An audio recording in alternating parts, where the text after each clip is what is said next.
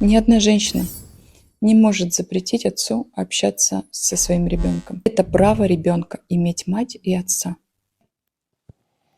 Действительно, поднята такая проблема, когда после уже расторжения брака супруг, бывший уже получается, да, либо мать, кстати, либо отец, с кем проживают дети, не дает общаться со вторым родителем этого ребенка.